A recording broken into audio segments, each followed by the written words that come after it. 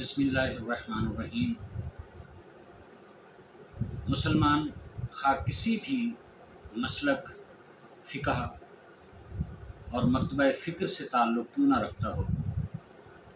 کسی مسلمان کی نماز نہیں ہوتی جب تک نماز میں درود پاک نہ پڑھا جائے۔ گویا درود نماز کا لازمی جز ہے۔ نماز میں تمام مسلمانوں کا اس پر اتفاق رائے ہے کہ نماز میں درود لازمی پڑھا جاتا ہے۔ جیسے نماز میں الحمد شریف کا پڑھنا لازمی ہے پہلی 2 رکعتوں میں، اسی طرح نماز میں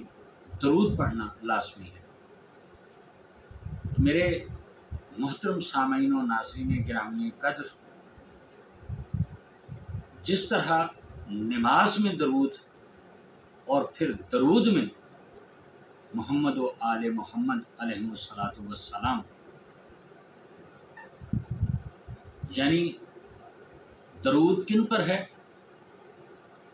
محمد مصطفیٰ صلی اللہ علیہ وآلہ وسلم پر۔ جب یہ آیت مبارکہ نازل ہوئی، ان اللہ و ملائکتہ یصلون علی النبی یا ایھا الذین آمنوا صلوا علیہ وسلموا تسلیما، تو صحابہ اکرام نے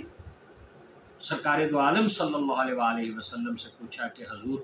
یہ تو ہمیں پتہ چل گیا کہ آپ پر درود پڑھنا ہے، لیکن کیسے پڑھنا ہے یہ آپ ارشاد فرما دیجئے۔ تو واضح طور پر ہماری اہل سنت کی صحاح کی معتبر کتب میں یہ درج ہے کہ نبی اکرم صلی اللہ علیہ وآلہ وسلم نے ارشاد فرمایا کہ مجھ پہ دم کٹا درود مت پڑھو، یعنی صرف میری ذات پہ نہیں بلکہ میرے ساتھ میری آل پہ بھی درود پڑھنا ہے۔ اور جو درود میں درود ابراہیمی میں کما کا صیغہ ہے، یہ صیغہ اس طرف اشارہ کرتا ہے جیسا کہ پڑھا گیا، یعنی جو درود ابراہیمی بھی پڑھیں تو وہ بھی دراصل محمد مصطفیٰ صلی اللہ علیہ وآلہ وسلم اور ان کی آل پاک پہ درود ہے، یعنی اللہم صلی علی محمد و آل محمد کما صلیت علی ابراہیم و علی آل ابراہیم انک حمید مجید، کہ جو زیادہ تر مسلمانان عالم یہی درود ابراہیمی نماز میں پڑھتے ہیں۔ تو یہ نماز میں درود، اس میں یعنی اے اللہ درود بھیج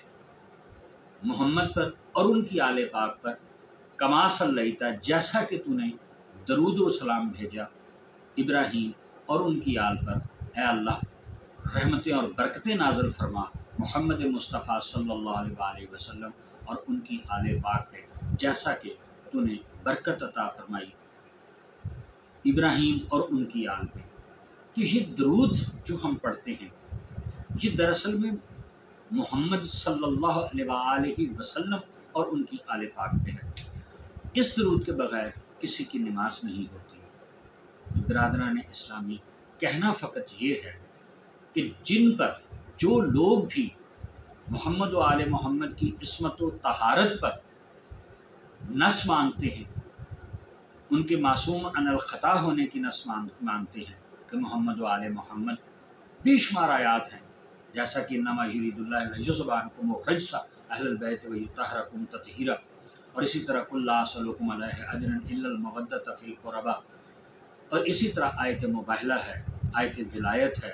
محمد و آل محمد کے حوالے سے اسپیشل جو آیت مبارکہ نازل ہونے کے بعد نبی اکرم صلی اللہ علیہ وآلہ وسلم نے ارشاد فرمایا کہ اللہم ہؤلاء اہل بیتی، یہ ہیں میرے اہل بیت، اور زیر قصا جناب علی المرتضیٰ محمد مصطفیٰ جناب سیدۃ النساء عالمین اور شہزادگان حسن و حسین سرداران جنت اس قصا کے نیچے آئے۔ تو اللہ تعالیٰ نے اپنی وحی کے ذریعے اعلان فرمایا کہ اے میرے پاک محبوب، اللہ نے ان کو ایسے پاک و طاہر کرنے کا ارادہ کیا ہے، ان کو پاک و طاہر رکھنے کا اس طرح ارادہ کر رکھا ہے کہ جیسا پاک و طاہر رکھنے کا ہونا چاہیے، ان کو پاک و طاہر ہونا چاہیے۔ تو بہرحال یہ ہے، آیت مودت ہے، آیت تطہیر ہے۔ یہ سب ہونے کے باوجود بھی لوگ جو یہ سوال کرتے ہیں کہ محمد و آل محمد یعنی پنجتن پاک 12 امام 14 معصومین علیہ السلام کے